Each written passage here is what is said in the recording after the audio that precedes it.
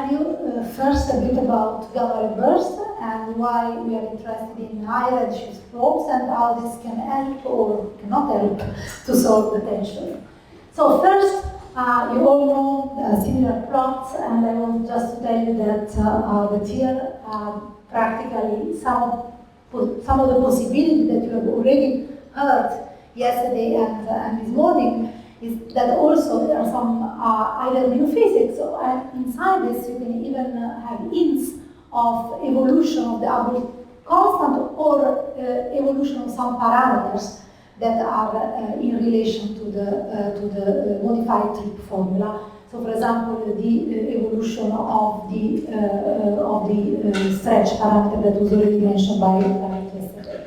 So, if you look at these papers, we discussed this, and in this paper there is more theoretical discussion on the new physics. But now back to the question of, can I redshift probe really help us to solve the tension or cast light on the tension? So, from where do we want to start? Let's start with the most distant probe that we have available. So, let's start with gamma ray burst. And I would like to introduce, especially for the students, what are gamma ray bursts. So, gamma ray bursts are high flashes of photons in the sky. The typical duration is few seconds. In their main events, which is the prompt emission, so you have the fast rise, the peak, the exponential decay, and in 40%, 42% of cases, you have a flat part of the light curve, and then you have the so-called afterglow emission. So the main event is in gamma rays, high energy gamma rays, in hard X-rays, and then you have the counterpart in X-ray, optical, and radio observation, and this can last from few minutes, from few seconds for the short GRBs, minutes, hours, days, weeks, and even months. So they are observed up to redshift 9.5. So they are again one of the most powerful probes of the universe after the Big Bang. And I would like to introduce also the problem of classification of gamma ray bursts. Why I'm digging in all of this? Because basically, if you want to apply GRBs for cosmology, as we have seen also for supernova, you must be sure that the type of GRBs you are looking at and you are applying for cosmological tool is homogeneous from the point of view of progenitors, but is also homogeneous from the point of view of the observational features. And that's why the challenge started right here. Back in 1996, in which we started to investigate the short and long GRB. The short GRB, they come from the neutron-star merger or neutron-star black hole merger, and now we have the famous event of the short gamma ray burst associated with the gravitational wave event in 2017. And then we have the long gamma ray burst that derive from the cold collapse of massive stars, so stars that are greater than 30 solar masses. And this is the neat classification between the original, traditional classification between short and long. And the T90 is the time in which the burst emits between 5 and 95% of the total emission. For the GRB correlations, we do not usually use the short GRB. What we look at are the long gamma ray bursts, but since there is a lot of discussion of the association of short GRBs and gravitational waves, if the sample size increases on this, we can potentially also in the future use the short gamma ray burst as standard candle. But what is the main problem of gamma ray burst as potential cosmological tools? Well, first of all, in principle, why would we like to use them? Because they can be probes of the early evolution of the universe. They are observed beyond the 1A supernova, much larger, and also larger than the quasars. Also, they allow to investigate population tree stars. They track the star formation. They can track the star formation. But the problem is that they don't seem to be standard candle because their isotopic energies and luminosities span over 8 orders of magnitude.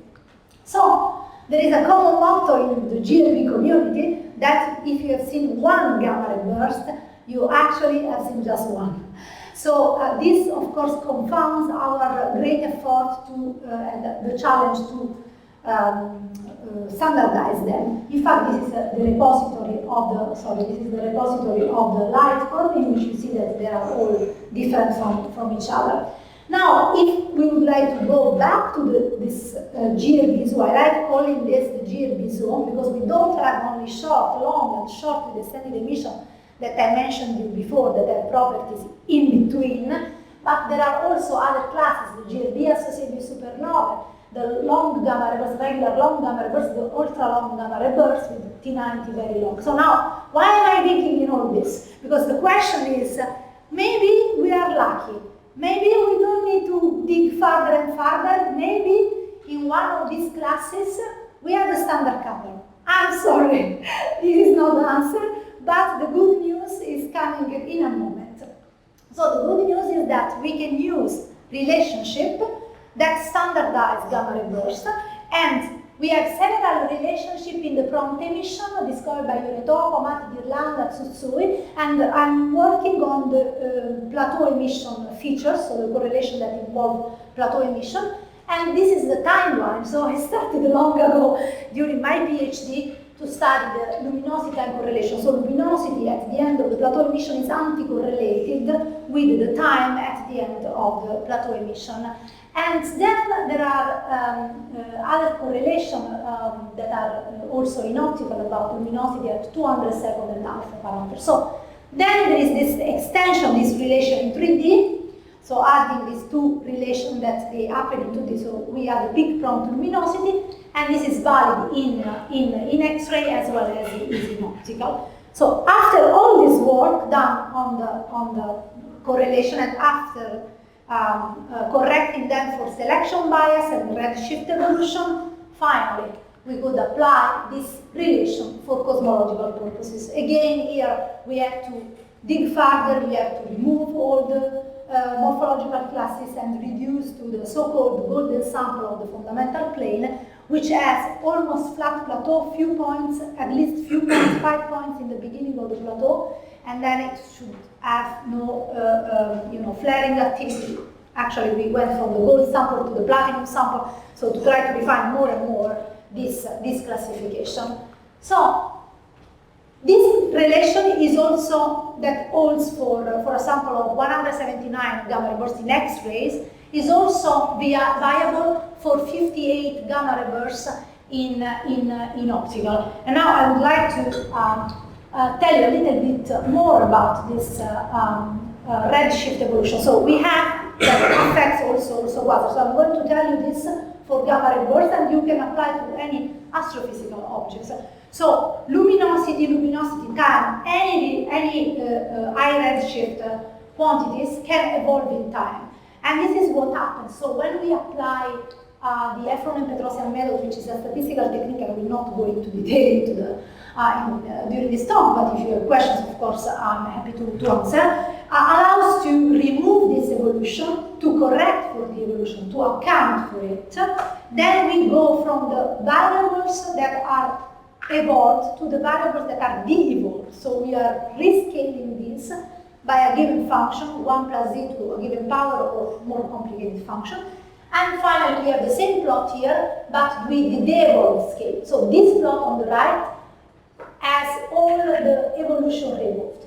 And now the point was to try to understand again if we could change somehow, if we could pinpoint whether some classification of this could be leading more to a standardized set. But for the optical case, it's not so visible. So all the classes are somehow mixed. For the X-ray, we can clearly see between short and long, but this is not for optical. So in the end, we decide to use for the X-ray correlation the long GRBs, and as well for this optical relation with this criteria that I said. And now, are you ready, finally, for GRB cosmology? I guess yes. But the point is that maybe you are a bit disappointed now, because you see that after all this work, we are not able to constrain well the parameters of cosmology. But please do not worry at this time, because I have good news later. So this is the worst case scenario, because here I'm not applying applying Gaussian priors. That's why I asked the question yesterday about Gaussian versus uniform prior. So this is done with uniform prior in the like non-informative prior, actually, from omega n 0, 1, 0 to 1, and h0 like a large value. So what I would like to point out here, that this analysis has been done not with one single MCMC run, but with 100. Of course, if you have more time on your supercomputer cluster, you can do 1,000, 10,000, whatever. But the point is that if you have a probe, I would like to just tell you the takeaway of this, all this work, that if you have a probe that at this current stage is not informative yet with one single run, don't get discouraged. You can do multiple runs, and then you can get the feature of what it is happening here. We can't see any of these numbers. So where is omega? What is the Yeah, so it's 0.52. Good, that's a good number to get. 0.52. I think Yeah. it's a good number. Yeah. I mean, the problem is that I was not happy about these large error bars. But anyway, what can I say? And the point is that you see that H0 is shifted at high value. So here to say that in this paper we clearly discussed that the tension is increasing. But again, I want to tell you now the good news is that when you add this together with the supernova and BAO, actually you recover the standard cosmology, and you recover basically the expected cosmological parameter. Well, some of you can think, okay, that's normal because supernova 1A, they dominate. That's true, but also we have this value of H0 that it is at a smaller value than the current value of H0. And then, if we would like to go further, in a further step, what we did was start to investigate the assumption of Gaussianity that usually are adopted in majority of work for cosmology, because as a community we strive these days to really get smaller error bars on the cosmological parameters to try to refine our observation. But what about the statistics behind all of this? So if you take the distance moduli observed minus the distance moduli theoretical, and you can take, lambda CDM flat with any parameter, or you can also change the cosmology, and you do corrected by the sigma, and then you do the application of which is the best statistical model. It's not a Gaussian. So now we should be sure that this distribution has tails. We should get in our minds that we have any tailed distribution for quasars, for supernova. GRBs, they still get the Gaussianity assumption, okay, because we have a small sample of GRBs, 50 GRBs, so it's still okay. So I don't know if the Gaussianity assumption will be continued for GRBs as well if we have like a larger sample. So having said that, with this new analysis in mind for supernova, quasars, as I said, the GRB remains the same, we can say that in all cases, and this is what I was mentioning yesterday about the quasars, so we need to correct the evolution for the evolution also for the quasars, with the Risaliti-Russo relation or any other relation that you would like to use. So here this table is summarizing the results. So no evolution you have with the non-flat lambda CDM or with the Pantheon sample, and the GRB quasars BAO and Pantheon plus sample. In all the cases, so no evolution, fixed evolution with a given cosmological model, or the varying evolution. So the varying evolution is the most, let's say, precise method, because basically we are completely avoiding the circularity problem. So we are changing this method that I tell you about, correcting for this evolution at each cosmological parameter. So we have a varying function of the evolution. We introduce this and we change contemporaneously the cosmological parameters. So we are completely model independent frame. And if you see that anyway, in all this configuration, with these new likelihoods, you get a reduction of the scatter. So then the next point, is this going to help us with the upward tension? Unfortunately not, because we have an increased upward tension. And this is due to the fact that actually we are, as we have seen, some of the the probes, gamma ray bursts and quasars are shifting at high value the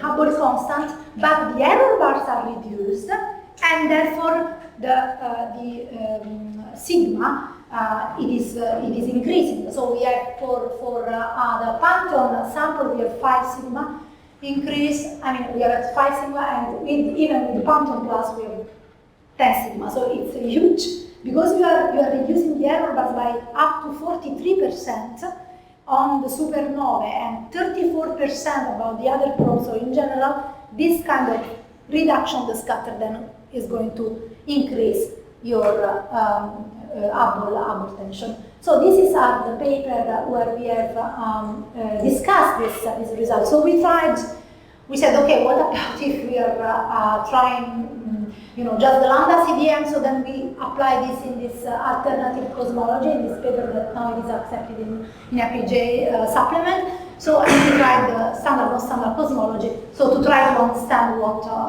was happening in this several configuration and several scenario. And now, if we want to 5 minutes, yes. So the point that was at the center of our group discussion. Okay, but we need to understand that each probe, what it is the weight of each probe versus the other. So we have seen what happens to GRB alone, then we investigated what was happening with the quasar alone, and it is similar to what was happening to GRB. So now, what happens if we add one probe at a time? So how they, intervene each other. So again here, similar to the gamma ray burst, we see that the cosmological parameters are tight, but again here the H0 somehow gets at a smaller value, and this depends, of course, here we are using the Pantheon sample, so if we use the Pantheon plus, then it will be shifted at higher value. But again, here it is the supernova dominating, because not only for, here I would like to point out this, that in the case of GRBs, okay, it's trivial, you have just 50 GRBs, you have 1,700 supernovae, but for this case,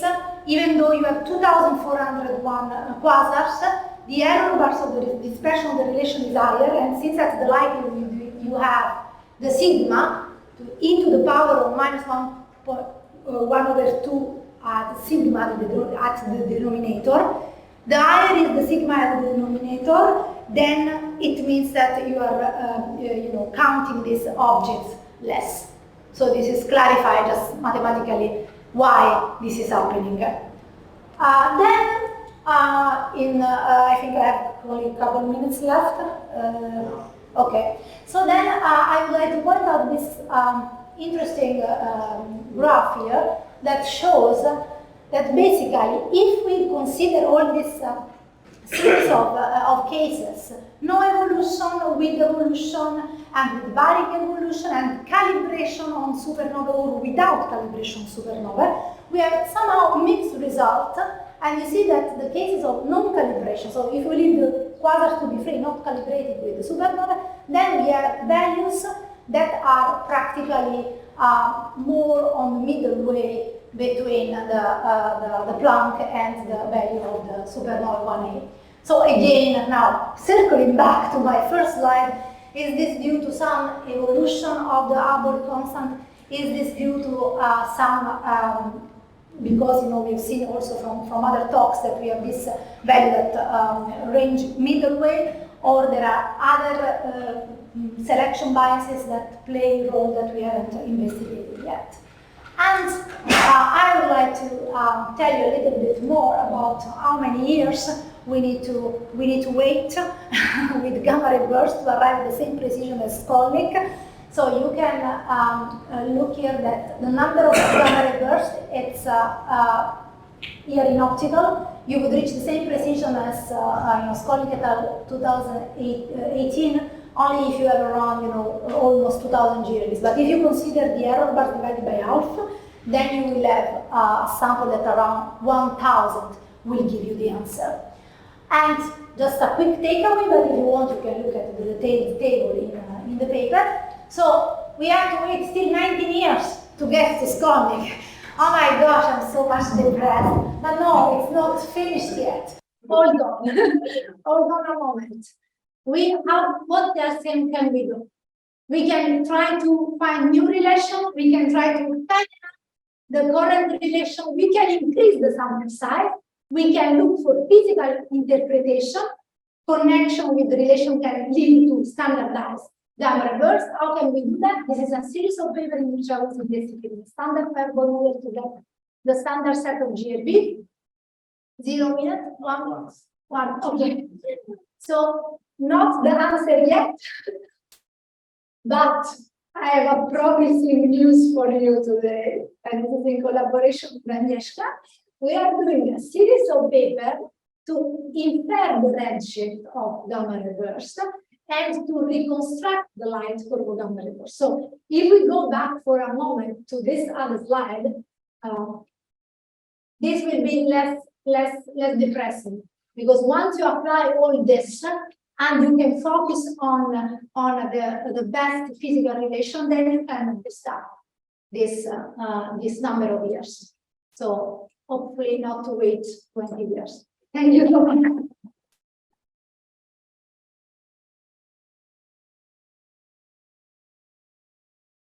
So we have a couple of questions.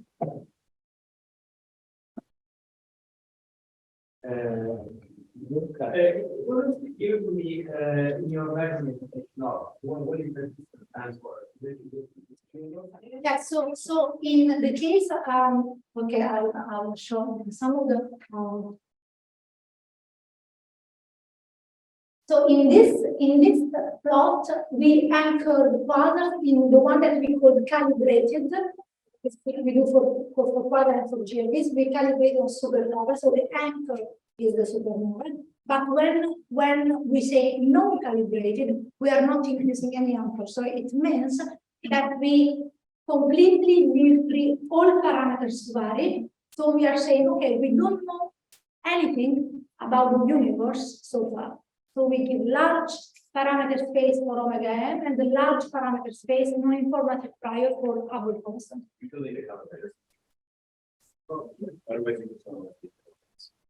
Sorry? We need to explain that. Well, if you want to have this non-calibrated, then it is clear that, as you have seen from the larger bars, when you vary multiple parameters at time, it will be uninformative. But then if you fix one of the parameters, then it will be more informative. Yes. Yeah, I didn't really understand that thing about the non-Gaussian likelihoods. Do you mean that your likelihood on the path is non-Gaussian or the data likelihood? Yeah, so the data. So basically the difference between the distance moduli observed minus the distance moduli theoretical, which you can use, let's say, lambda CDM divided by the sigma, so the uncertainty for each supernova, this distribution is not a Gaussian. So it means that when you use the likelihood, usually we use the likelihood with a Gaussian distribution, we don't have the right to do. And did you then once you include the non-Gaussian, that's when you yes, so we yes we did, and we have the logistic distribution and the t-student distribution for the Pantheon and Pantheon plus data. So once we do that, then we have a reduction in the scatter. So that's why I think this is something interesting, because then beyond the observational reduction of the scatter is just that the statistics should back up our finding. And do you do with the Yes, we did all the tests, the skewness, kurtosis, skewness plus kurtosis test, then the Anderson-Darling for normality test, and all these tests did not pass the metric for Gaussianity. So then these were we also used the BAC criterion, so to check the two distribution, and then it is this t-student and the logistic distribution are favored. Okay, other questions? Okay,